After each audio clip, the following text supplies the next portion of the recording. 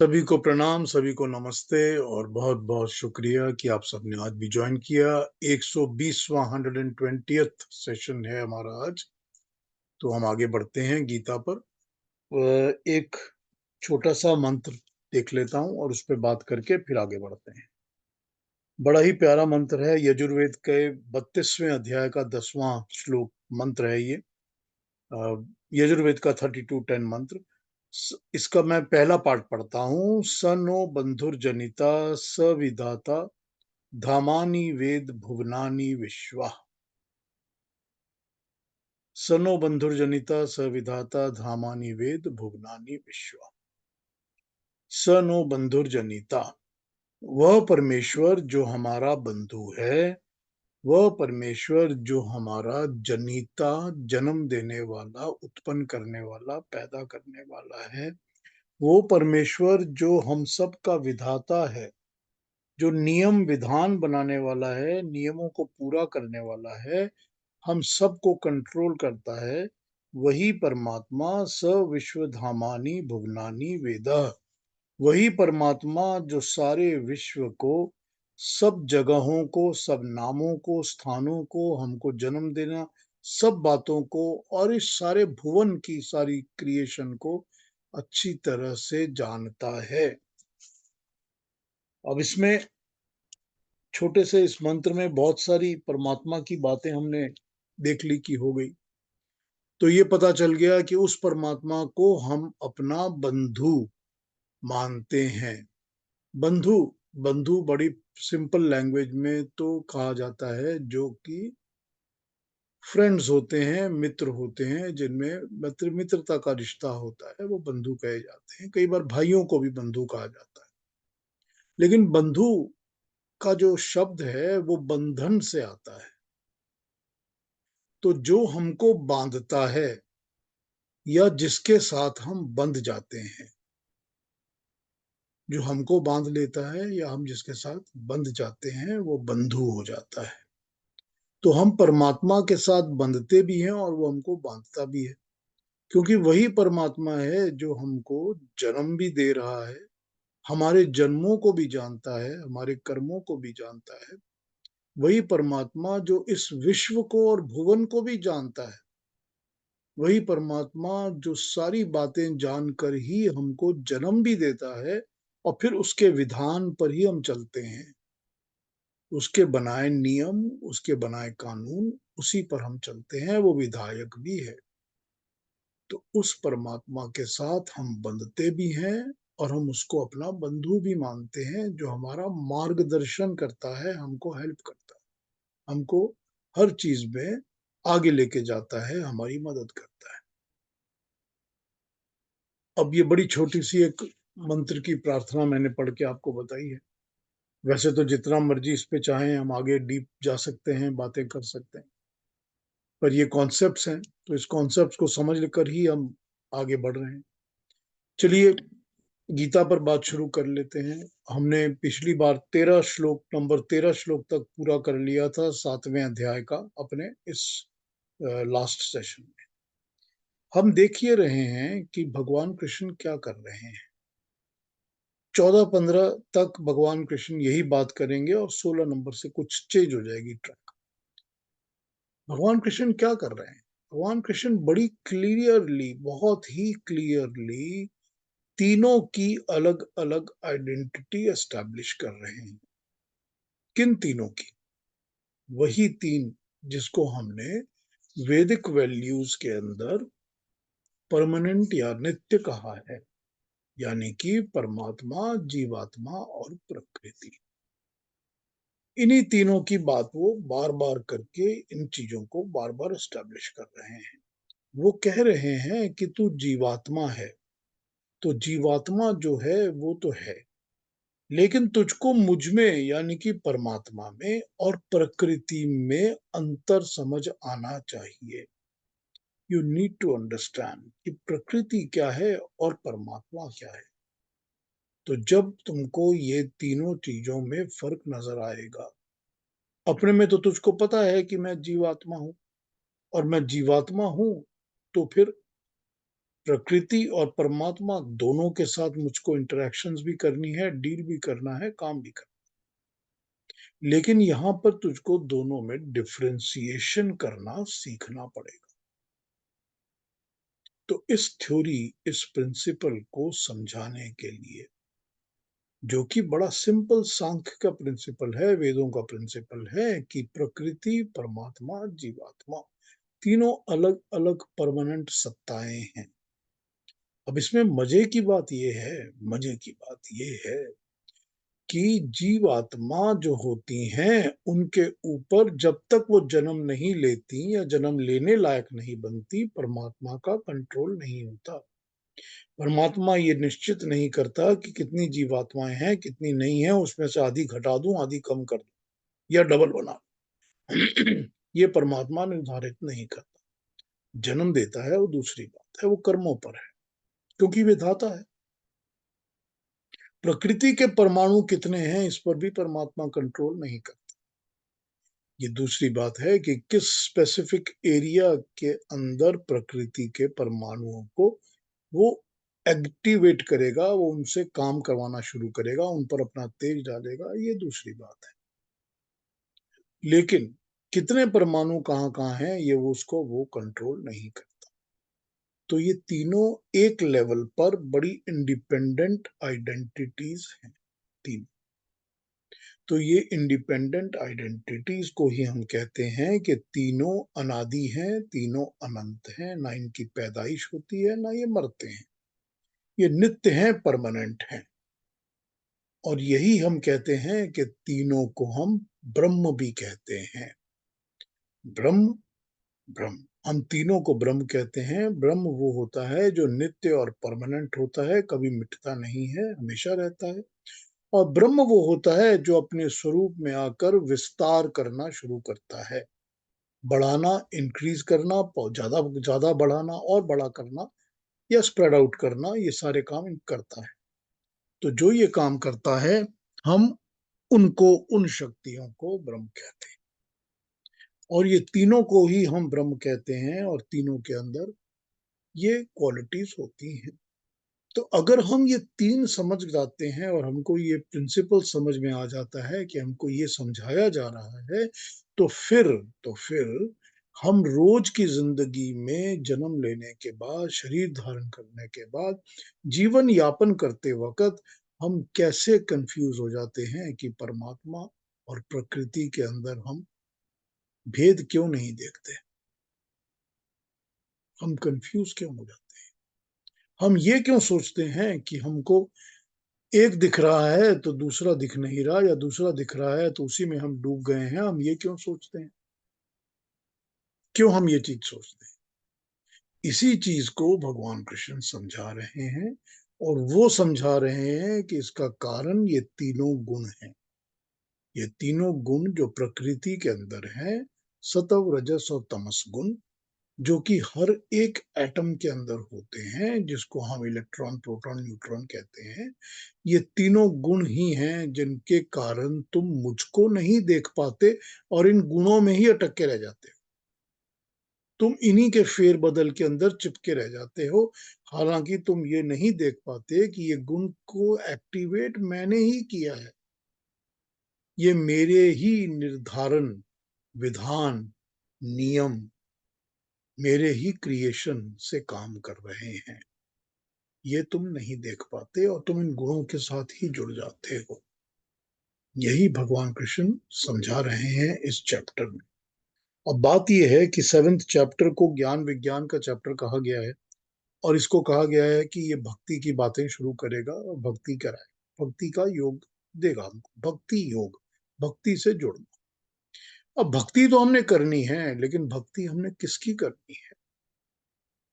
क्या हमने इस त्रिगुणात्मक प्रकृति की भक्ति करनी है, जिसके अंदर ये तीन गुण हैं, सत्व, रजस और तमस गुण हैं, प्रोटॉन, इलेक्ट्रॉन, न्यूट्रॉन गुण हैं? क्या हमने उस प्रकृति की भक्ति करनी है, या हमने भक्ति उस क्रिएटर की करनी है जिसको हम परमात्मा कहते हैं? यही तो हमको समझना पड़ेगा। भक्त तो बन जाएंगे और भक्ति करेंगे भी, लेकिन भक्ति किसकी करेंगे? जब तक यही नहीं पता चलेगा कि हम किसकी भक्ति कर रहे हैं, तो हम भक्ति किसकी करेंगे? तो उस भक्ति का फायदा क्या है, उसका लाभ क्या है? क्यों करें वो भक्ति जिसमें कि हमको पता ही नहीं है कि हम किसकी भक्ति कर रहे हैं? यहाँ पर भगवान कृष्ण इन्हीं बातों को क्लैरिफाई करके समझा रहे हैं बड़ी डिटेल के साथ। वो यही समझा रहे हैं कि तू इस प्रकृति और प्राकृतिक वस्तुओं को मुझसे अलग समझ, और इन प्रकृति और प्राकृतिक वस्तुओं को ही यूज करके, व्यवहार करके तू मुझको पहचान, तू मुझको देख। कैसे? ये भी वो समझा रहे हैं, ये भी वो बता रहे हैं। तो बता क्या रहे हैं कि सारे के सारी प्रकृति को एक्टिवेट, चालू बनाने का काम, सृष्टि की रचना का काम तो मैंने ही किया है। तो तू इनके थ्रू, और ये किया भी इसीलिए है कि तू इनके थ्रू मुझे पहचान सके, मुझ तक पहुंच सके। मगर वो जैसा कहते हैं कि ज्यादातर लोग तो इसी में अटक जाते हैं। अब इसी में अटक जाते हैं। हम रोज देखते हैं अपनी जिंदगी में, हम इस चीज को रोज देखते हैं, अपने आप में, अपने लोगों में, अपने आसपास हर जगह देखते हैं कि ये तीन गुणों की बनी प्रकृति और प्राकृतिक वस्तुओं में ही सब के सब अटके रहते हैं। उसके बियॉन्ड इनको बनाने वाला परमात्मा इनसे अलग है, ये नहीं है, वो ये नहीं हो सकता, क्योंकि परमात्मा में प्रकृति के गुण नहीं होते, क्योंकि परमात्मा के अंदर सत्व रजस तमस के गुण नहीं होते। हमारे आपके अंदर तो हैं, बिकॉज हमारे पास शरीर जो है वो प्रकृति से लिया हुआ है, प्रकृति से लिया हुआ मन है, प्रकृति से ली हुई बुद्धि है, प्रकृति से लिया हुआ अहंकार है, प्रकृति से ली हुई चित्त है, प्रकृति से ही ली हुई पूरी बॉडी और शरीर। क्योंकि हमने ये प्रकृति से लिए हैं, तो इनके इंग्रेडिएंट्स, इनके जो माइन्यूटेस्ट एटम्स हैं, वो सब के सब ये तीन गुणों वाले ही हैं। तो हमारे अंदर तो ये तीनों गुण हैं, और प्रकृति की हर चीज में भी तीनों गुण हैं। लेकिन परमात्मा के अंदर ये गुण नहीं है, क्योंकि परमात्मा तो शरीरधारी नहीं है। परमात्मा प्रकृति से नहीं बना हुआ, प्रकृति को परमात्मा बना रहा है, प्रकृति परमात्मा को नहीं बना रही। हमको आपको बनाया है, बनाया भी है, बिगाड़ेगी भी, लेकिन परमात्मा को नहीं बनाया।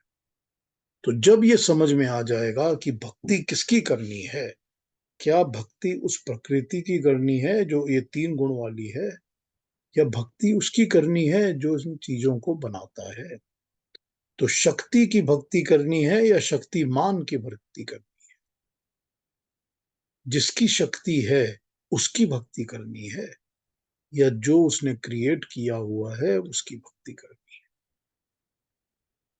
क्योंकि ज्यादातर लोग जो क्रिएट की हुई चीज है उसी की भक्ति में जुड़े रहते हैं, उससे बियॉन्ड नहीं जाते। तो अभी तक हम देख रहे हैं कि भगवान कृष्ण इन्हीं बातों को हमको समझा रहे हैं डिटेल। उन्होंने समझाने के लिए, इस बात को समझाने के लिए उन्होंने इन तीन गुणों को, यानी कि सत्व रजस तमस के गुणों को, एटम्स के पार्टिकल्स को अलग अलग करके उसको समझाकर हमको ये सारी बात समझाने की कोशिश की है।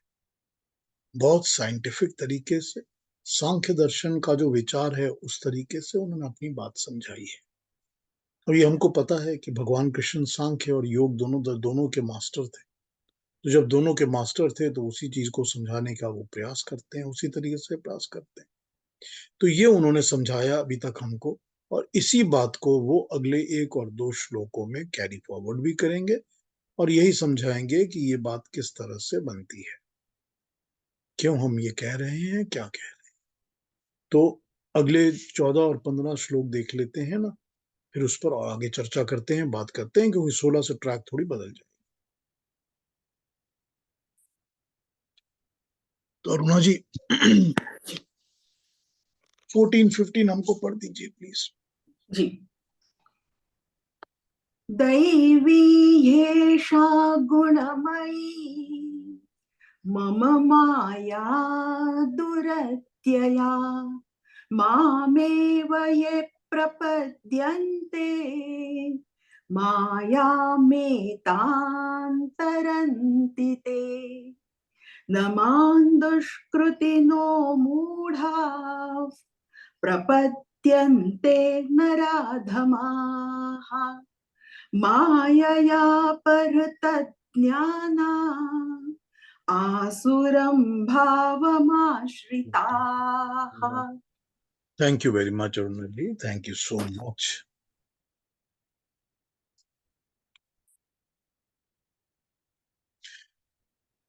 क्या कह रहे हैं इसमें भगवान कृष्ण? पहले सिंपल अर्थ देखते हैं, फिर इस पर बात करते हैं आगे। ये तीन गुणों वाली गुणमयी प्रकृति मेरी देवीय दैवीय माया है। दिव्य गुणों के कारण ये देवीय है, अलौकिक है, इनमें दिव्य गुण है। इसके पार पाना कठिन है। जो लोग मेरी शरण में आ जाते हैं वे इस माया रूपी नदी को पार कर लेते हैं। दिव्य गुणों वाली दैवीय ईशा गुणमयी, तीन गुणों वाली जो मेरी माया कारीगिरी है, उसको पार पाना कठिन है। जो मेरी शरण में आते हैं प्रपद्यन्ते प्राप्त कर लेते हैं मुझको, वो तर जाते हैं। अगला मंत्र कहता है, अगला श्लोक कहता है, परंतु माया से जिनकी बुद्धि हर ली जाती है, जिन्होंने आसुरी भाव धारण कर लिया है, बुरे काम करने वाले मूर्ख नराधम लोग मेरी शरण में नहीं आते, इसीलिए वो माया रूपी नदी को पार नहीं कर पाते। अब इसमें प्रॉब्लम यह है कि यहाँ पर इन्होंने एक नदी की तरह इसको कंसीव किया है, सोचा है। इसके बाकी ट्रांसलेशंस को जिन्होंने लिखी हुई हैं उनको भी देख लेते हैं, देखकर इसमें वापस आ जाता हूं मैं कि क्या कह रहे हैं।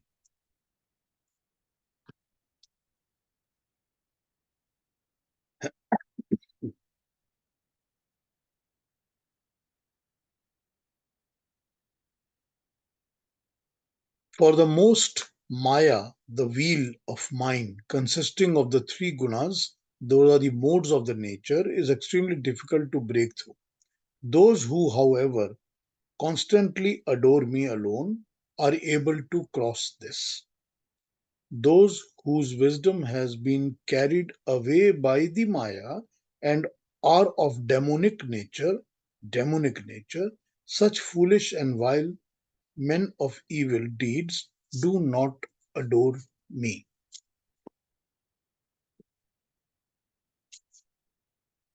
और एक दो पढ़ता हूं क्या बोल रहे हैं। हे अर्जुन, प्रभु ये उपदेश दे रहा हूं मैं कि सूर्य चंद्र आदि तथा अन्य नाना दिव्य गुण युक्त पदार्थ से बनी हुई ये जो मेरी त्रिगुणात्मक प्रकृति को ऐश्वर्यमयी माया अर्थात रचना है, इसका पार पाना बहुत कठिन है। जो इसके पीछे चलने वाली शक्ति जो मैं हूं, ये जानकर मेरी शरण में आते हैं, वो ही इस माया से पार पा सकते हैं।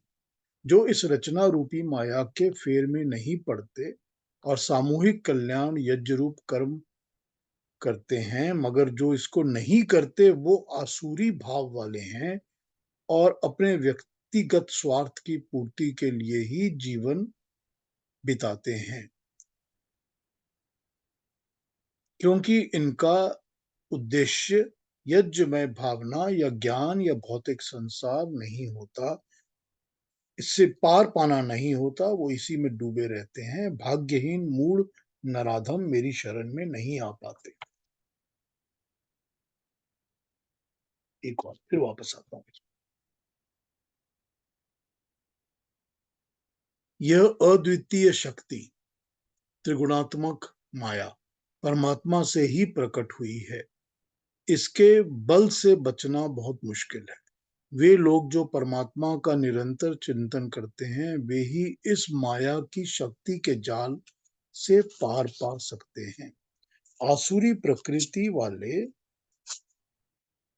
लोगों का ज्ञान माया के द्वारा इस शक्ति के द्वारा नष्ट हो जाता है। ऐसे नीच दूषित कर्म करने वाले मूर्ख परमात्मा को नहीं पा सकते। वो इस विषय में चिंतन ही नहीं करते। एक डेफिनेशन पढ़ता हूं फिर और आगे आते हैं। 2 डेफिनेशन और पढ़ते हैं। माया, माया का क्या अर्थ होता है? सातवलेकर जी जो हैं वो इसका अर्थ करते हैं कला, कौशल, हुनर, कारीगरी। कारीगरी, कला, कौशल, हुनर। माया से, हुनर से कुम्हार अपनी मिट्टी से घड़ा बना देता है। घड़े का लोग उपयोग करते हैं। घड़े का मूल मिट्टी को वो भूल जाते हैं। घड़ा बन रहा है तो प्रसन्न, घड़ा टूट जाता है तो दुखी। ये सब क्यों होता है? माया के द्वारा होता है। कारीगरी के द्वारा मिट्टी से घड़ा घड़ा बनता है। उसी माया कारीगरी के द्वारा तीनों गुणों को लेकर संसार बनता है। इस माया ने परमात्मा को, कारीगरी ने ही तो हमारा ध्यान उसके मूल से भटका दिया है। हम कारीगरी को देखते हैं मगर परमात्मा को, क्रिएट करने वाले को नहीं देखते। वृक्ष, पशुपति, वनस्पति, ये सब परमेश्वर की माया है, उसकी कारीगरी है। ठीक जैसे ही जैसे घड़ा मनुष्य की माया है, मनुष्य की कारीगरी है। ये एक ओपिनियन। एक और सुन लेते हैं फिर आगे बढ़ते हैं, इस पर बात करते हैं। ये त्रिगुणात्मक शक्ति जो परमाणुओं में से परमात्मा के प्रयत्न से विमुक्त होकर दिव्य गुण वाली बनती है। दिव्य का मतलब होता है चमत्कारी, दैवीय, अपरा शक्ति। और ऊपर के श्लोकों में कहा गया है कि शक्ति सब पदार्थों के अंदर है। जो मनुष्य इस शक्ति के प्रलोभनों में फंस जाते हैं वो इससे पार नहीं हो सकते।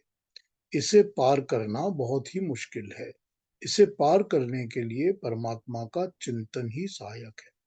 परमात्मा का स्मरण करने को भजन कहा जाता है। उसका अर्थ है कि परमात्मा के गुणों का और उसके कर्म का चिंतन करो।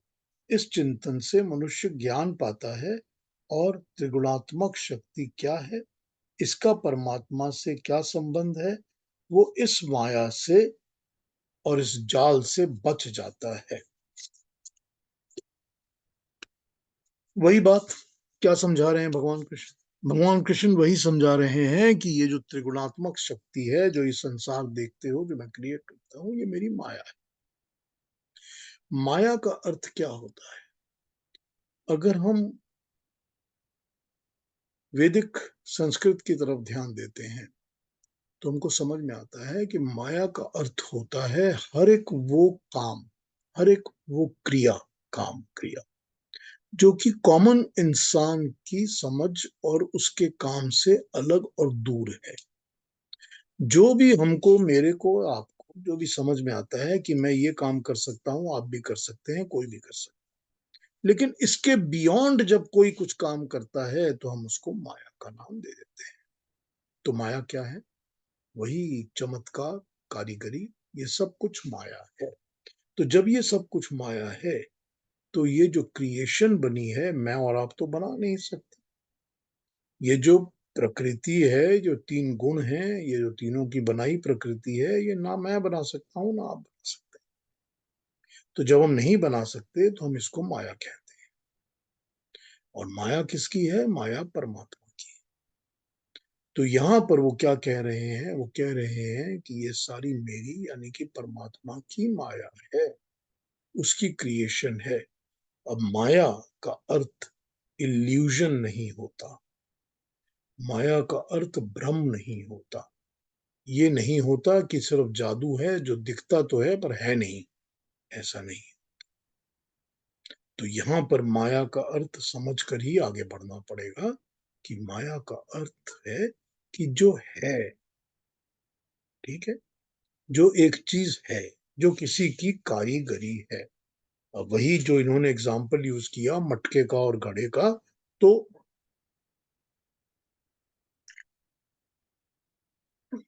मैं और आप तो घर में बैठे बैठे मटका नहीं बना रहे ना, घड़ा नहीं बना। घड़ा तो हम लेकर आएंगे, जिसने बनाया है उस कुम्हार से लेकर आएंगे और उसको यूज करेंगे। तो ये कुम्हार की माया है कि वो मटका बना रहा है, ये उसकी कारीगरी है जो कि मेरे और आपके बियॉन्ड है।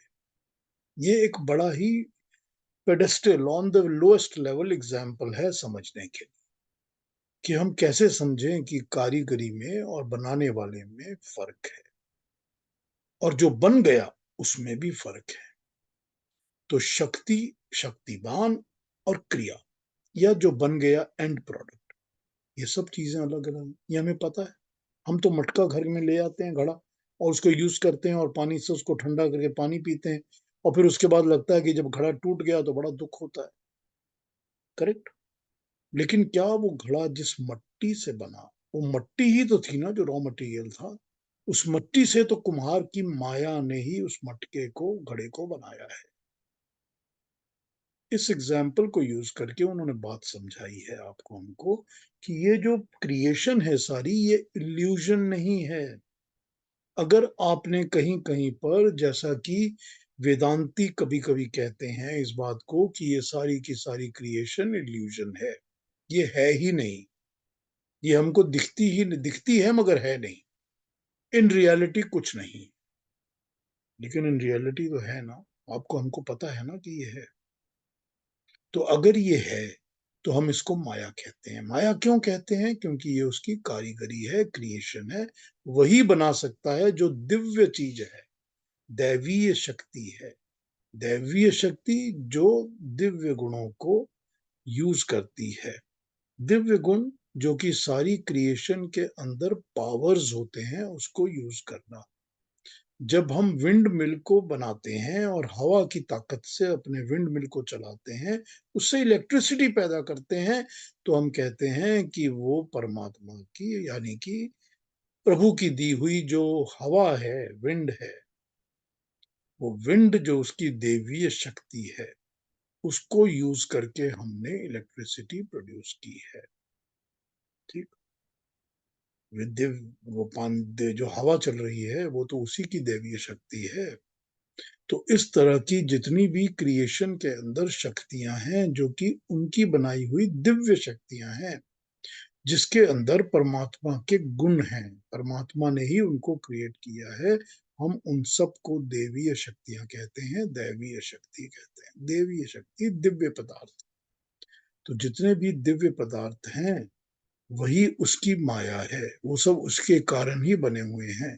तो जो ये आकाश हमको दिख रहा है, जो ये हवाएं चल रही हैं, जो मेरी और अंदर, आपके अंदर जो काम कर रही हैं शक्तियां, ये सब उसकी दी हुई माया है, उसकी बनाई हुई माया है। तो परमात्मा यहाँ पर अपनी बात को इस तरह समझा रहे हैं कि इस तरह मुझको समझ, मुझको जान, कि ये बनाने वाला मैं हूं। ठीक है, आप थिएटर में बैठ के मैजिक शो देख रहे हैं और बड़ा अच्छा लग रहा है, मगर मैजिक तो है, जो उसको करने वाला भी तो कोई है ना। अगर वो मैजिक ही समझना है आपने, अगर इसी लेवल पर आपको थिंकिंग करनी है, तो उसको करने वाला भी तो कोई है, उसको करने वाले को जानो। ये सब रियलिटी है, जो मैजिक है वो रियलिटी है, वो हो रहा है। उसको जिसके लिए जो चीजें यूज की जा रही हैं वो भी हैं, चाहे वो रुमाल है, चाहे वो बोतल है, चाहे वो कबूतर निकल रहा है, चाहे जो भी हो रहा है वो भी तो है ना, वो भी रियलिटी है, प्राकृतिक चीजें ही है ना, और उसको करने वाला भी कोई है। तो करने वाले को जानने के लिए इसके बियॉन्ड, ये तीन गुणों से बनी प्रकृति के बियॉन्ड जाना ही पड़ेगा। जब इनके बियॉन्ड जाएंगे तभी हमको वो परमात्मा, वो शक्तिमान दिखेगा, जो कि शक्ति का यूज कर रहा है। शक्ति क्या है? वही शक्ति को यहाँ पर माया कहा गया, उसकी शक्ति को ही यहाँ पर माया कहा कि ये उसकी शक्ति है। तो वो चीज परमात्मा यहाँ समझा रहे हैं कि इससे पार पाना बहुत कठिन है, और है भी कठिन। हम तो देखते ही हैं ना अपनी जिंदगी में, हमारी आपकी सबकी जिंदगी में हम देखते हैं कि पार पाना बहुत कठिन है। और हम और आप जो अनुभव करते हैं, क्योंकि हमको, मुझको, आपको, जो हम ये सुन रहे हैं, समझ रहे हैं, ये ज्ञान तो हो चुका है, ये ज्ञान हो चुका है कि वो परमात्मा इस प्रकृति से अलग है, कि वो क्रिएटर है, वो क्रिएशन नहीं है। जो क्रिएटर होता है वो क्रिएशन नहीं बन जाता, वो क्रिएटर ही रहता है। तो वो जो क्रिएटर है वो ये क्रिएशन नहीं है, और ये सारी क्रिएशन जो है जिससे मैं इन्वॉल्व हूं सारा टाइम, इससे वो अलग है। ये तो हमको आपको पता चल गया, लेकिन उससे पार पाना और उसके साथ जुड़ जाना और इन चीजों में उसको देखना बहुत कठिन है। बहुत कठिन है, बहुत मुश्किल है। ज्यादातर लोग इसको नहीं समझ पाते या नहीं कर पाते। तो पार पाना क्या है?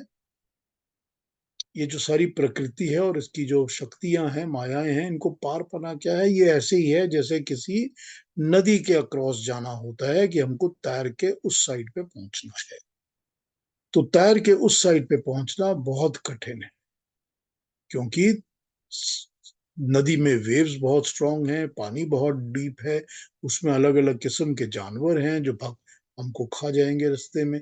सब कुछ समझ लीजिए आप, कम अपने दिमाग में जो इमेजिनेशंस आप कर सकते हैं उसको आप अटैच कर लीजिए इनके साथ ही, कि पार पाना बहुत कठिन। क्योंकि कभी हमको कोई लोभ खींचता है, कभी कोई माया खींचती है, कभी कोई अटैचमेंट जोड़ लेती है, कभी अपना अभिमान करने नहीं देता, कभी मन भटका रहता है, कभी बुद्धि अलग जगह लगी हुई होती है, कभी शरीर की अटैचमेंट्स अलग हो जाती हैं। तो पार पाना बहुत कठिन है, बहुत कठिन। और पाने लगते हैं तो संसार के जो दूसरे लोग हैं, वस्तुएं हैं, वो पार नहीं जाने देती, वो अटका लेती हैं, चिपका लेती हैं, खींचती हैं नीचे की तरफ। तो इन सब चीजों से यही परमात्मा कह रहे हैं कि पार पाना कठिन है। फिर अगले श्लोक में वो कहते हैं कि जो आसुरी प्रवृत्ति के लोग हैं, कि जिनकी नेचर ही ऐसी होती है कि हमने तो चिपकना ही है, कि हम तो चिपकने के लिए ही पैदा हुए हैं। अब आप देख लीजिए, अपने चारों तरफ नजर दौड़ाइए अपने चारों तरफ, अपने व्हाट्सएप ग्रुप्स में, अपने दोस्तों में, अपने कजन्स में, अपने फ्रेंड्स में, अपने परिवारों में नजर दौड़ाइए, और आपको ऐसे एक नहीं हजारों लोग दिखेंगे जिनका 24 घंटे एक ही पर्पस होता है। क्या पर्पस होता है? कि हम ऐसी किसी वस्तु से जुड़े रहें, या ऐसी कई वस्तुओं से जुड़े और चिपके रहें, और स्ट्रांग चिपक जाएं, जो कि ये प्रकृति के 3 गुणों वाली, यानी कि नेचर की बनाई हुई, प्रकृति की बनाई हुई वस्तुएं हैं। क्या है? मेरा अभिमान हो सकता है ना, कि मैं 24 घंटे अपने अभिमान से चिपका रहता हूं, कि जो मैंने कह दिया इसको कोई चैलेंज नहीं कर सकता, जो मैं हूं सबसे ग्रेट हूं, मैं तो मैं हूं, मुझे कोई क्या बता सकता है कि मैं गलत हूं? ये तो हो ही नहीं सकता। मैं और मैं और मैं, और जो इस मैं से नहीं चिपके रहते वो दूसरी चिपकों चीजों से चिपके रहते हैं। किसको किसी को 24 घंटे फिक्र रहती है कि किस तरह से इस पैसे को और मल्टीप्लाई कर लिया जाए, किस तरह से 2 की जगह 4 प्रॉपर्टीज और हो जानी चाहिए, 4 से 6 प्रॉपर्टीज हो जानी चाहिए। डील होता है ना, इसमें चिपके रहते हैं ना लोग। किस तरह से शेयर मार्केट के अंदर डबल हो जाए प्रॉफिट, किस तरह और इस तरह पैसा बन जाए और उस तरह बन जाए, किस तरह से 10 लोगों को आज मैंने बेवकूफ बनाया, कल 50 को बनाया। लगे रहते हैं ना लोग, चिपके रहते हैं, या और किसी चीज में लगे रहते हैं, या और कोई काम हो जाता है जिसमें बहुत 24 घंटे लगे हों। तो ये जो मन है, ये मन, इसके भी तो वो तीनों गुण हैं ना, इसके अंदर भी तो वो तीनों चीजें हैं ना, तमस रजस और सत्व। ये भी तो कभी सात्विक सोच करता है की तरफ जाता है, और कभी मांस राजसिक की तरफ जाता है, कभी तामसिक की तरफ जाता है। वही तो बुद्धि है जो इस मन के काम को पूरा करने के लिए प्रयोजन, स्कीम्स बनाती रहती है, प्लान्स बनाती रहती है। और वही शरीर भी तो है ना, जिसको कभी ये चाहिए और कभी वो चाहिए, और कभी कभी ये चिपकना भी जरूरी है, और कभी कुछ और तरफ जाना भी जरूरी है, और कभी कुछ और। तो ये सब चीजें जो आसुरी प्रवृत्ति वाले होते हैं, जिनका हर वक्त इन्हीं चीजों के साथ चिपकाव रहता है, लगे रहते हैं, वो परमात्मा को कभी पा ही नहीं सकते, वो नदी को पार कर ही नहीं सकते। अब आसुरी प्रवृत्ति क्या होती है? क्यों कहा जाता है आसुरी प्रवृत्ति वाले लोग? असुर जो शब्द है ना, वो दो शब्दों से बना हुआ शब्द है। एक शब्द तो बनता है अ और सुर, और दूसरा बनता है असु और र। ठीक है, ये दो अलग अलग शब्द हैं। जो असु और र से बनता है वो परमात्मा का नाम होता है, बनाने वाला परमात्मा। र प्रकृति, क्रिएशन, प्रकृति और क्रिएशन को बनाने वाला, बस में रखने वाला असुर कहलाता है। लेकिन असुर वो होता है जो कि परमात्मा की बनाई प्रकृति में अपना विश्वास नहीं रखता, या परमात्मा के बनाए विधान और नियम में अपना विश्वास नहीं रखता, वो असुर है। तो जब हम आसुरी कहते हैं तो फिर वो वाले असुर होते हैं जो विश्वास नहीं रखते। तो असुर शब्द में जब हम उसका जिक्र करते हैं कि ये असुर जाति के लोग हैं या आसुरी प्रवृत्ति के लोग हैं, मतलब क्या हुआ कि जो रितों में अपना विश्वास नहीं रखते। रित कौन से हैं? जो परमात्मा के बनाए नियम हैं, जो परमात्मा ने नियम बनाए हुए हैं, परमात्मा का बनाया हुआ विधान है, जो विधाता का बनाया हुआ बुक ऑफ रूल्स है, लॉ है, जो वेद हैं या वेदों की वाणी है या ईश्वर के बनाए हुए नियम हैं, उनको जो पालन नहीं करते, वो आसुर, असुर, वो आसुरी प्रवृत्ति वाले। तो क्या नियम है? परमात्मा ने क्या नियम बनाए हैं? परमात्मा ने नियम बनाए हैं कि हर एक वस्तु का भोग तो करो, मगर ये समझ के करो कि ये मेरा नहीं है, ये परमात्मा है का है।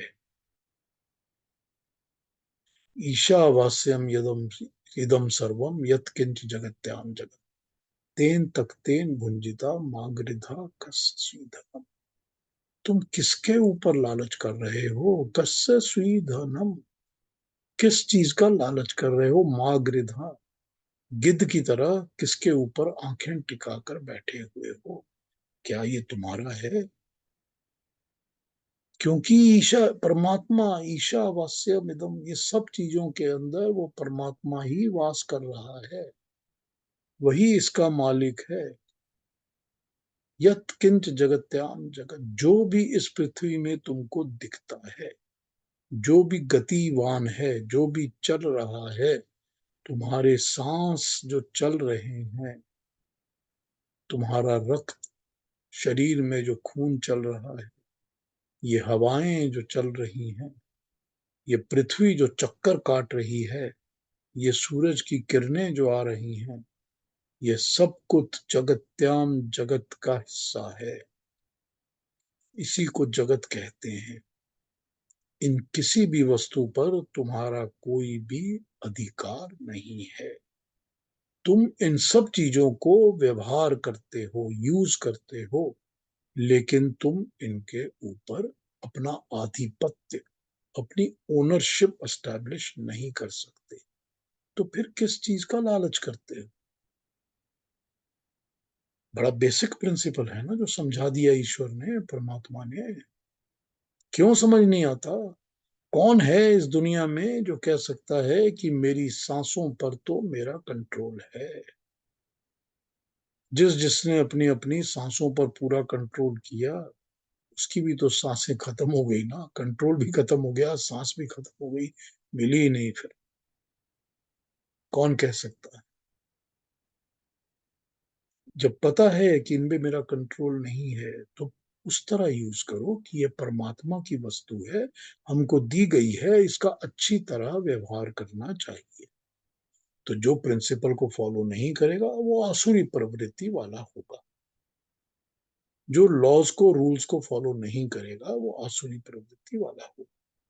तो जो आसुरी प्रवृत्ति वाले लोग होते हैं, जिनकी नेचर ही आसुरी होती है, वो मुझको, परमात्मा को तो कभी किसी वस्तु में देख ही नहीं सकते, क्योंकि उनको वस्तु में तो सिर्फ वस्तु दिखती है, लालच दिखता है, लोभ दिखता है, अपना अभिमान दिखता है। परमात्मा कहाँ से दिखेगा? परमात्मा तो दिख ही नहीं सकता ना, क्योंकि तब तक तो अपने, जब तक इन चीजों के झगड़े झमेले में बसे हुए हैं, इस माया के चक्कर में ही सारी आंखें अंधी हो गई हैं, वो फिर माया के बियॉन्ड देखेंगे कैसे? यही तो समझा रहे हैं ना भगवान कृष्ण। तो यही तो बता रहे हैं कि तुझको मुझे, परमात्मा को देखना कैसे है, पहचानना कैसे है, ताकि तू अपने आप को भक्त कह सके, ताकि तू मेरी भक्ति कर सके। क्योंकि तुझे परमात्मा की भक्ति करनी है, ईश्वर की भक्ति करनी है, तो ईश्वर की भक्ति करेगा कैसे जब तक तुझे पता नहीं चलेगा कि वो ईश्वर है क्या, है कौन जिसकी मुझको भक्ति करनी है। तो बिना जाने तो भक्ति नहीं कर सकते ना, नहीं पता चलेगा तो भक्ति कर ही नहीं सकते। हम आपके भक्त कैसे बन जाएंगे, पता ही नहीं आप कौन है। तो जब नहीं पता कि आप कौन है तो आपके भक्त कैसे बन गए? तो जब तक ये नहीं पता चलेगा कि वो कौन है, तब तक भक्ति कैसी होगी? और वो अपना परिचय दे रहा है, इसी तरह अपना परिचय दे रहा है कि ये मेरी माया है, इस माया से मुझको अलग समझ, मैं अलग हूं, माया अलग है। और तू अगर माया में ही उलझा रहेगा तो मुझ तक कभी पहुंच ही नहीं पाएगा, क्योंकि मुझ तक पहुंचना बहुत कठिन है। अधिकतर लोग इस माया में आसुरी प्रवृत्ति अपने अपने नेचर के कारण, क्योंकि उनकी इसी तरफ चलने की नेचर है, प्रवृत्ति है, वो जुड़े रहते हैं, मुझ तक वो पहुंच ही नहीं पाते। मगर मैं अलग हूं, और ये माया अलग है, और प्रकृति अलग है। इसको समझ कर तू मेरा भक्त बन। तू भक्त तो बनेगा मेरा ना, मेरी, तुझे मेरी पूजन करना है, भक्ति करनी है, ईश्वर का नाम जपना है, तो ये तो जान ले कि वो ईश्वर कौन है, इस माया के बियॉन्ड। ये जो माया के नाम की नदी बह रही है, इसको पार कर। इसको पार करना बहुत कठिन है, बहुत मुश्किल है। तो जब तक तू इसको पार नहीं करेगा, तब तक तू मुझ तक नहीं पहुंचेगा, क्योंकि मैं तो उस पार ही खड़ा हूं। मैं खड़ा ही उस पार हूं, जब तक तू उस पार नहीं पहुंचेगा मुझ तक नहीं पहुंच पाएगा। और इसको पार करना ही पड़ेगा, सबसे कठिन है, दुष्कर है, मुश्किल है, लेकिन है। और यही करना पड़ेगा अगर तुझे मुझ तक पहुंचना है तो। क्योंकि ज्यादातर लोग तो इस पार ही खड़े रहते हैं, तमाशा देखते रहते हैं, या डूब जाते हैं। वो पार पा ही नहीं सकते, क्योंकि उनके अंदर वो शक्ति नहीं है, वो प्रवृत्ति नहीं है, वो मेंटल स्ट्रेंथ नहीं है, वो इंटेलेक्ट नहीं है, वो आत्मा के अंदर उस तरह की आत्मशक्ति नहीं है कि वो अपने आप को ये कह सकें कि मुझको इस माया के साथ नहीं जुड़ना है, नहीं चिपकना है, मुझको उस परमात्मा की तरफ जाना है, मुझको उसकी भक्ति करनी है। तो यही वो समझा रहे हैं कि मैं कौन हूं। तो मैं वो ईश्वर हूं जो कि क्रिएटर है, जो बनाने वाला है, जो इस सारी माया को चलाता है, कंट्रोल करता है, इसका विधाता है, इसके विधानों को बनाता है और उसको कंट्रोल करके अपने आप रखता है, और क्रिएटर है। तो क्रिएटर और क्रिएशन दोनों को अलग समझ।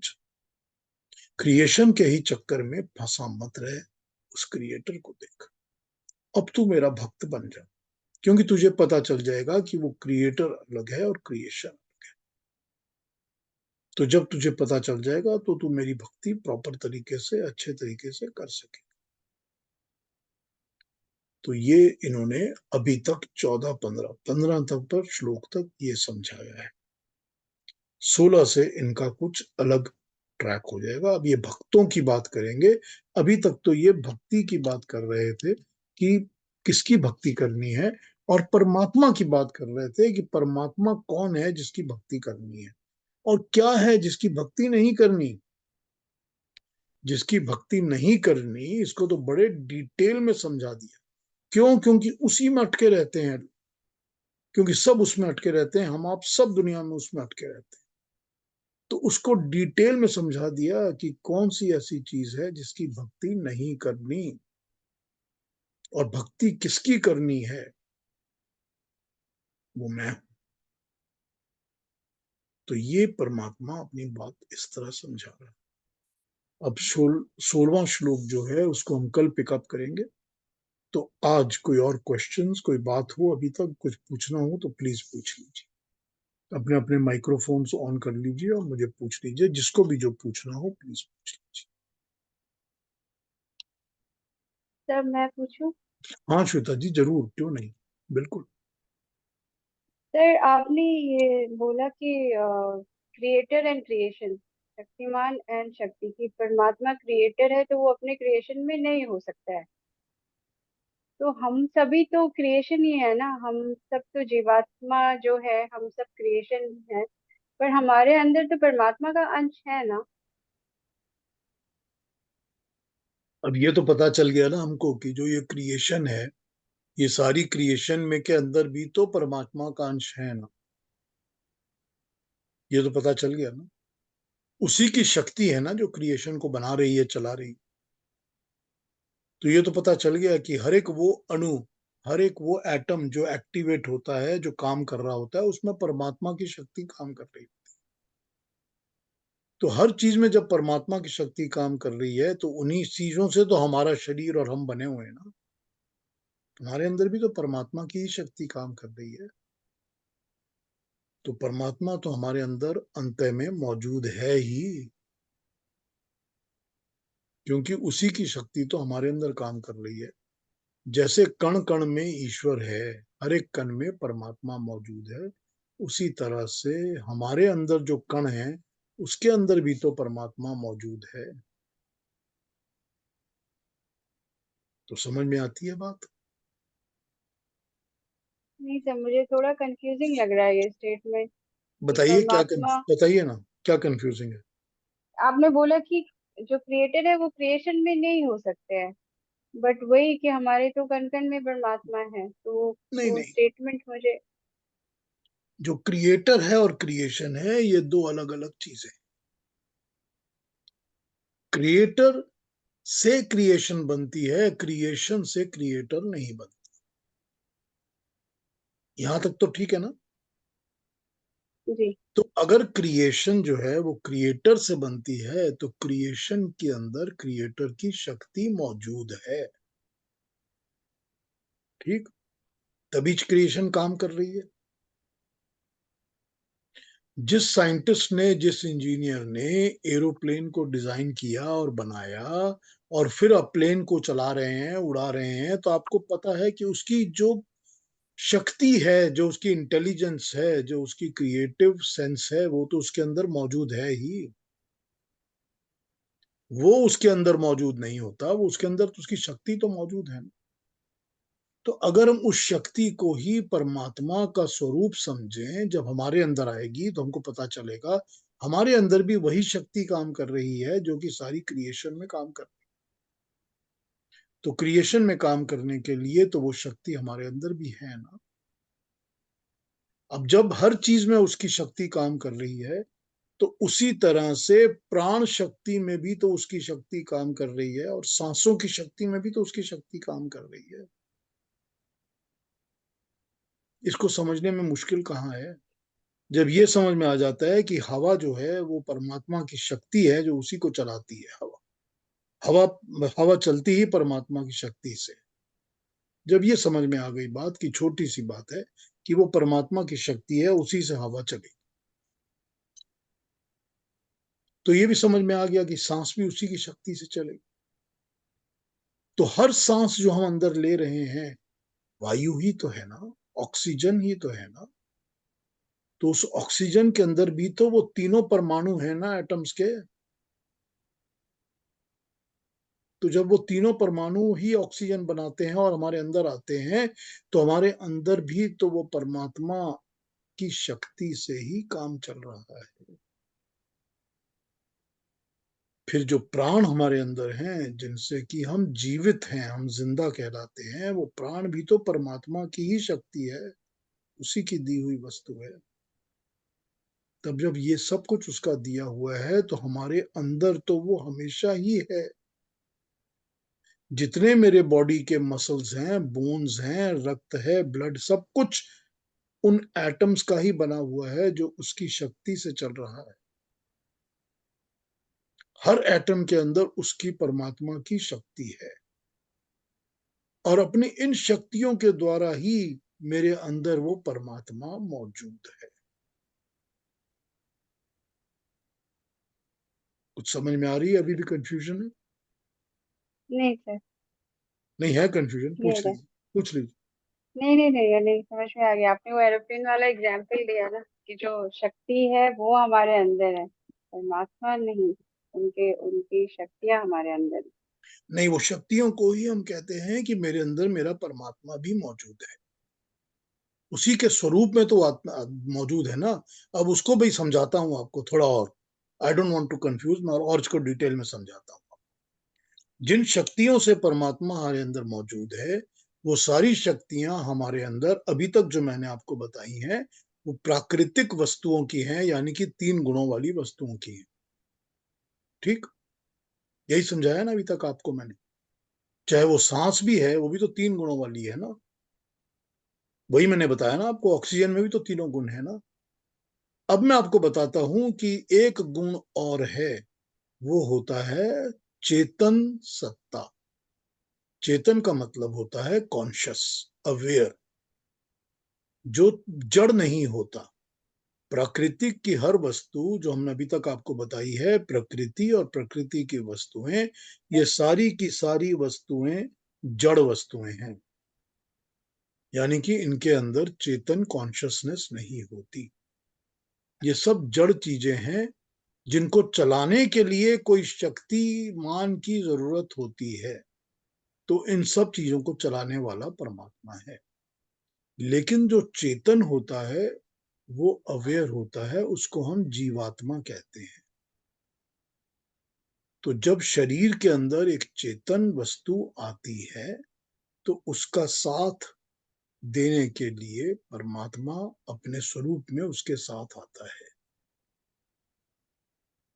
तो हर शरीर के अंदर, every living body in this world, जिसके भी अंदर एक आत्मा, जीवात्मा आई है, उसके अंदर जीवात्मा के साथ साथ परमात्मा भी प्रवेश करता है।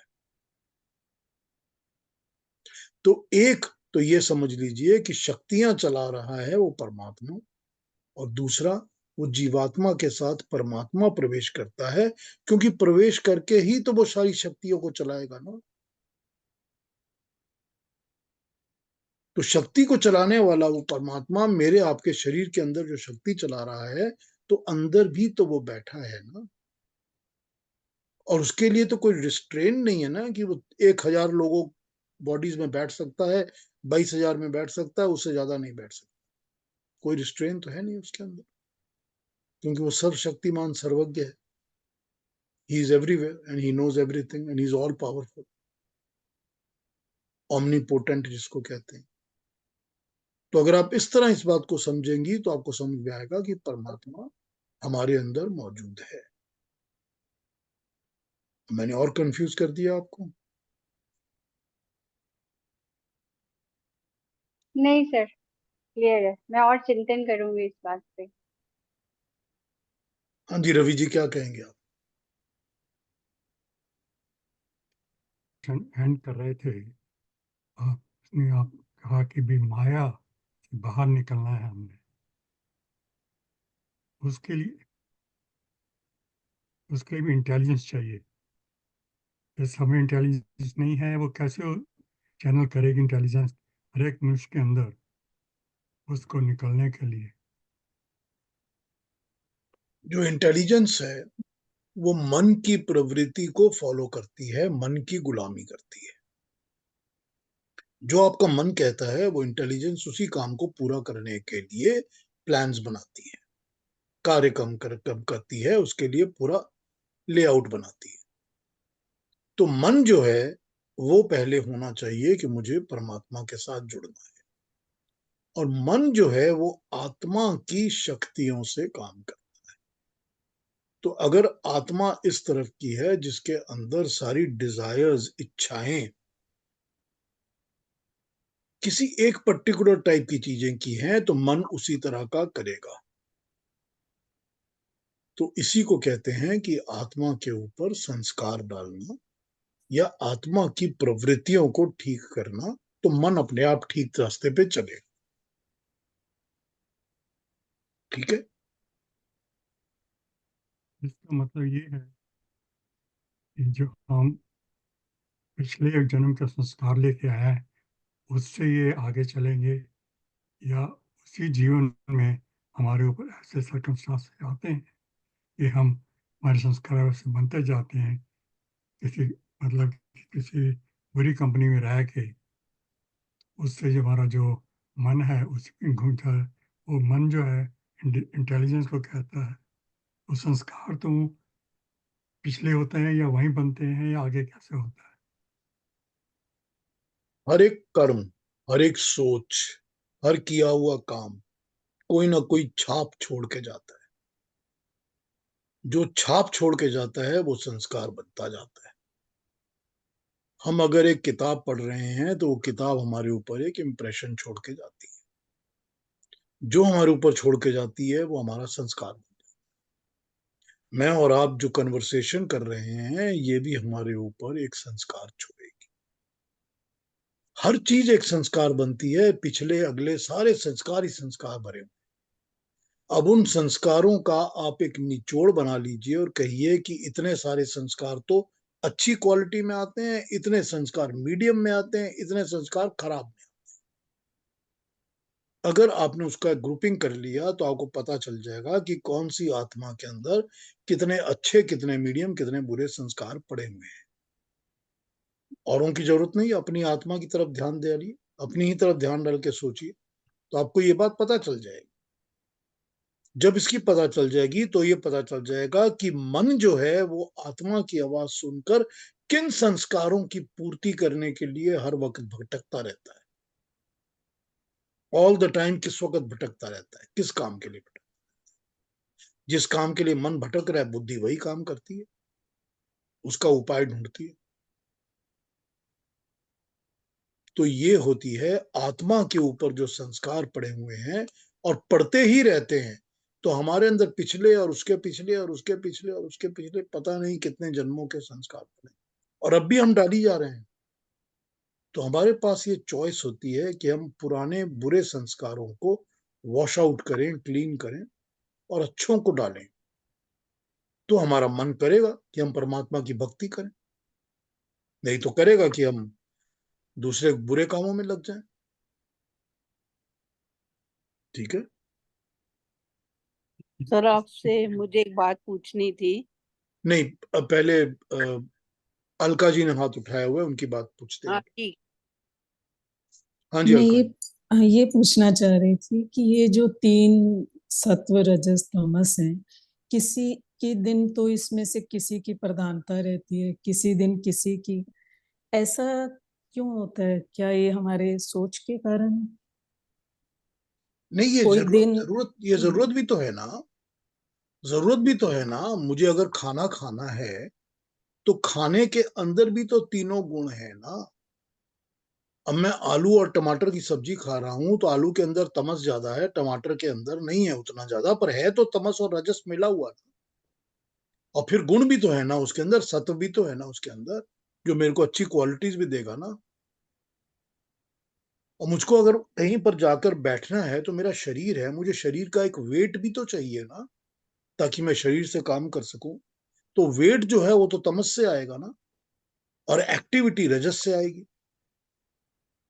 और तीनों अच्छे गुण जो जरूरी हैं, हैं। तो हाँ तीनों चीजें जरूरी है ना, तो किसी तीनों दिन चलती मन रहेंगी। अशांत रहता है, किसी दिन शांत रहता है, तो उसके लिए जैसे किसी दिन तो मन करता है बस आज तो बस बैठे रहो। शिवरात्रि वाला दिन था, बहुत अच्छा लगा, सारा दिन पूरा दिन में शिव पुराण खत्म किया, बड़ी एनर्जी थी, बड़ा अच्छा लगा। फिर किसी दिन मन नहीं लगता, ऐसा कैसे होता है? हाँ तो मन भी तो विचलित होता रहता है ना, घूमता रहता है इधर उधर। तो क्या करें, यही मैं पूछना चाह रही हूँ कि एक सात्विकता बनी रहे, तो जो ऐसा सत्व की चीजें आप आइडेंटिफाई करती हैं उनकी तरफ ध्यान दीजिए, उनके साथ जुड़ जाइए, उनके साथ अटैच्ड होइए, तो आपको सात्विक वस्तुओं में मन लगा रहेगा। जब आप सात्विक के साथ जुड़ेंगी तो सत्व ज्यादा जुड़ा रहेगा। तो जो भी चीज आपको ऐसी लगती है कि मन के लिए ये सात्विक है, उसके साथ जुड़ जाइए। तो उसकी साथ जब जुड़ेंगी तो उसकी ज्यादा क्वांटिटी बढ़ती जाएगी, तो सात्विकता ज्यादा आती जाएगी। बस वही कंट्रोल है कि अगर सत्व को कंट्रोल करना है तो उसकी तरफ चलना शुरू करिए। नहीं, क्योंकि बट आप कह रहे हो, आप तमस भी कह तो रहे इस हो, तरह ही आता है ना। सॉरी, आप भी कह रहे हो ना, बट तीनों जरूरी है। जरूरी तो तीनों है ना, क्योंकि शरीर के लिए तो सब कुछ जरूरी है ना, बुद्धि और मन भी तो उसके ही बने हुए हैं ना। तो ठीक है, उसकी क्वांटिटी घट जाएगी ना, तामसिक की क्वांटिटी घट जाएगी तो सात्विक की बढ़ जाएगी, रहेगी तो सही। अब वो 100 के अंदर स्कोर अगर इस वक्त 33 है, तो अगर ये रिड्यूस होकर 20 पर आ जाएगा या 10 पर आ जाएगा, तो दूसरा वाला बढ़कर तो 90 पर आ जाएगा ना। तो वही तो कर रहे हैं ना कोशिश। रहेगा तो सब कुछ हमेशा, जब तक शरीर है तब तक तो ये तीनों रहेंगे ना, क्योंकि तीनों की जरूरत शरीर को तो है ना।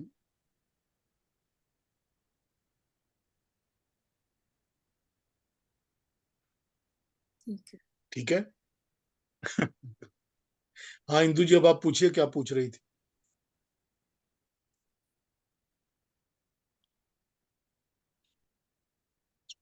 हाँ जी इंदु जी। कोई बात नहीं, मुझे आपसे ये पूछना था कि जब ये सर्व विदित है कि ईश्वर सर्वत्र है, हम सब ईश्वर का अंश हैं, तो क्यों कोई किसी से बुरा चलता है? एक बात। दूसरी बात ये है कि वो जो बुरा चलता है वो सोचते हैं कि हम सही हैं, पर आगे वाले को जिसके साथ वो चलते हैं उनको वो ठीक नहीं लगता है। तो तो इसमें क्या भगवान उनको उनके लिए प्रेरक होते हैं कि हाँ आप ऐसे चलो किसी के साथ? नहीं इंदु जी, हमारी पिछली क्लासेस में हमने ये डिस्कस किया था, और मेरे ख्याल से ये 11 या 12 नंबर श्लोक के अंदर ही इसी चैप्टर में आया था कि मैं शक्ति देता हूं, लेकिन उस शक्ति का प्रयोग तुम कैसे करते हो, ये जीवात्मा का अपना कर्म है। मैं उस कर्म में अटैच्ड नहीं हूं। मैंने आपको बुद्धि दी हुई है, आपको अकल दी है, आपको मन दिया है, आपको सब कुछ दिया है। उसका व्यवहार आप कैसे करते हैं, क्योंकि कर्म करने में मनुष्य जो है वो स्वतंत्र है, लेकिन कर्म फल में मनुष्य स्वतंत्र नहीं है। जब कर्म करोगे तो उस कर्म का फल परमात्मा देगा, लेकिन कर्म करने में आप स्वतंत्र हैं। तो अगर आपकी बुद्धि कर रही है कि किसी के साथ बुरा करना है, किसी को खराब करना है, या आपका अभिमान ये कह रहा है, तो ये तो मैंने आपको नहीं दिया, ये आपका अपना इंडिपेंडेंट डिसीजन है। करने की शक्ति मेरी है, लेकिन शक्ति का व्यवहार आप कैसे करते हो यह आपके ऊपर डिपेंड करता है। वो पावर लाइन बिजली की मैंने सप्लाई की हुई है, उस पावर लाइन से आप हेयर ड्रायर चला रहे हो या रू मीटर चला रहे हो, ये तो आपकी मर्जी है ना कि आप क्या करना चाहते हो। तो ये तो मैंने आपको शक्ति दी हुई है, उसका व्यवहार, हर कर्म को करने की इंडिपेंडेंस हर मनुष्य की, हर आत्मा की अपनी ही होती है। ठीक है ना। सो अगर कोई बुरा कर रहा है तो वो अपनी मर्जी से, अपने अभिमान से, अपनी बुद्धि से बुरा कर रहा है। करने की शक्ति शरीर में उसके पास परमात्मा ने दी है, उसको गलत यूज वो खुद कर रहा है, ये उसकी गलती है, ये उसकी रॉन्ग थिंकिंग है। अरुणा जी कुछ कहेंगी? जी, बहुत अच्छा लगा पीयूष जी। स्पेशली आपने जो एक्सप्लेन किया माया का मीनिंग, बहुत दिनों से मेरे मन में एक कंफ्यूजन था कि माया यानी इल्यूजन, माया यानी आभास, अनरियल। लेकिन आज आपने इतनी अच्छी तरह से इसे एक्सप्लेन किया कि ये अनरियल नहीं है, उसकी भी सत्ता है।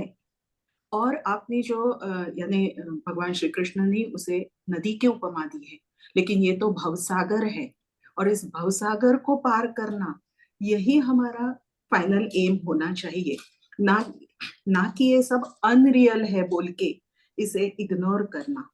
ये पहली बात मैं कहना चाहूंगी। बहुत बहुत धन्यवाद कि मेरा ये कंफ्यूजन दूर हुआ कि ये थैंक यू। अनरियल नहीं है, ये माया जो है ये है रियल, उसकी सत्ता है। ये जो आपने कहा वो बहुत ही अच्छा लगा मुझे। और फिर मुझे याद आया दुर्योधन के कैरेक्टर का, कि दुर्योधन हमेशा भगवान श्री कृष्ण से वो मायावी ऐसे ही बोलते थे। तो वहां पे पता चलता है कि कैसे यहाँ पे जो लोगों के उदाहरण दिए हैं कि जो भगवान में भरोसा नहीं रखते, नराधम बोला है, या दुष्कृतिनो मूढ़ा, आसुरम भाव में आश्रित होने वाली। तो ये उदाहरण से मुझे वो दुर्योधन कैरेक्टर याद आया कि ऐसे लोग होते हैं कि जो बिलीव ही नहीं करते कि वो एक सत्ता है, वो उसे अनरियल या मैजिक पावर के लेवल पे ले जाते हैं, जो गलत होता है। तो बहुत बहुत धन्यवाद पीयूष जी। देखिए अरुणा जी, ये भव सागर जो है ये हमने सबने पार करना ही है। तो हम जो पैदा होते हैं, शरीर धारण करते हैं, कर्म करते हैं, उसके बाद मरना है, सबने मरना। अब ये हमारी चॉइस है कि हम बार बार बार बार बार बार जन्म लेते रहें, मरते रहें, जन्म लेते रहें, मरते रहें। यही है भव सागर। और यह हमारी चॉइस है कि हम इसको पार कर जाएं और इस जन्म मृत्यु के चक्कर से छूट जाएं। यही तो भव सागर है ना, जी यही तो समझा रहे हैं ना इसमें भगवान कृष्ण। और वो जो मायावी कहते हैं ना हर बार उसको, वो इसीलिए कहते हैं क्योंकि उनमें ऐसी शक्तियां हैं जो दूसरे में नहीं है। जो दूसरे में नहीं है तो उसको मायावी कहते हैं। अब जो इंसान हमने आपने देख लिया है दुनिया में कि ऐसे लोग होते हैं जो एक जगह खड़े होते हैं, फिर एक डीप ब्रेथ लेते हैं और वो 6 इंची जमीन से ऊपर उठ जाते हैं। ये चीजें हमने पिक्चर्स में देखी है ना बहुत सारे लोगों। जी जी तो अब उसको कहेंगे कि वो मायावी इंसान है, क्योंकि उसमें एक वो दिव्य शक्ति है या वो पावर है जो मेरे में, आप में, सब में नहीं है। तो उसको हम कहेंगे वो मायावी है। तो भगवान कृष्ण को इसी तरह से मायावी रेफर किया गया है बार बार, दुर्योधन के द्वारा और बाकी लोगों के द्वारा, क्योंकि भगवान कृष्ण में बहुत सारी योगिक शक्तियां थी, क्योंकि वो योगी थे, योगी राज थे, इसीलिए उनमें वो शक्तियां थी, वो सिद्धियां थी। तो वो उन सिद्धियों के कारण ही लोग उनको मायावी कहते थे। लेकिन वो इल्यूजन्स तो नहीं है ना, वो भी तो है ना, शक्ति भी तो है ना। यही तो जी बात है ना। बहुत अच्छा लगा। Thank you very much. धन्यवाद। तो फिर कल मिलते हैं और थैंक यू। कल आगे बातें करते हैं इस पर। सब ज्वाइन करिए ऑन राइट टाइम टुमारो। और तब तक सब खुश रहिए, अच्छे रहिए, प्रसन्न रहिए। कल मिलते हैं। Thank you. Thank you.